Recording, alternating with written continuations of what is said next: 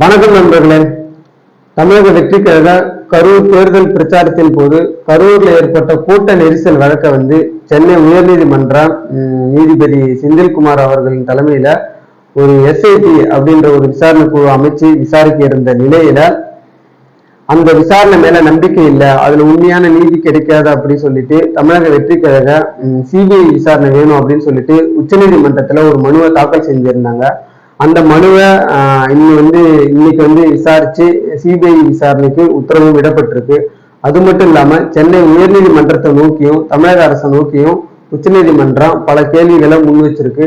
அதாவது பாத்தீங்கன்னா 39 பேருக்கும் உடற்கூறு ஆய்வு செய்ய மருத்துவர்கள் எங்கிருந்து வந்தாங்க, போலீசில் திடீர் பொதுமக்கள் மீது தடியடி நடத்தியது, காலியான ஆம்புலன்ஸின் மீது செந்தில் பாலாஜியின் போஸ்டர்கள் ஏன் ஒட்டப்பட்டிருந்தது, இப்படி பல கேள்விகளை உச்சநீதிமன்றம் சென்னை உயர்நீதிமன்றத்தை நோக்கி கேட்டிருக்கு.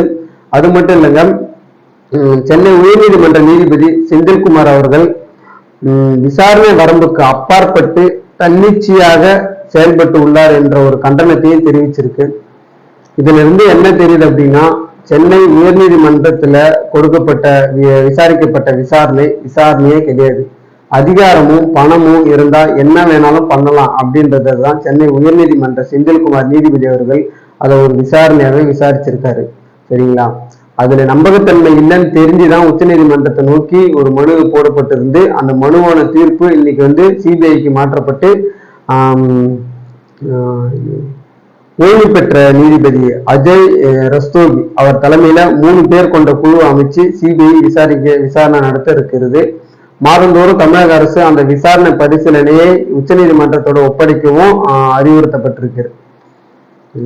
இதுல என்ன தெரியுதுன்னா, எவ்வளவுதான் மூடி மறைச்சாலும் எங்கதான் நீ என்னதான் ஒழிச்சு வச்சிருந்தாலும் உண்மை நீதி கண்டிப்பா ஒரு நாள் வெல்லும். அது இன்னைக்கு தமிழக வெற்றி கழகம் மூலயமா பொதுமக்களுக்கும் இளைஞர்களுக்கும் நல்லாவே புரிஞ்சிருக்கு.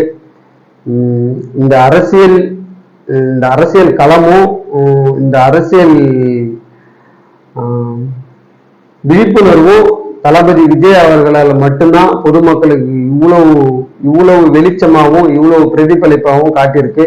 அதோட பெருமையும் அதுக்கான உரிமையும் அவரை மட்டுமே போய் சாரும். தேங்க்யூ.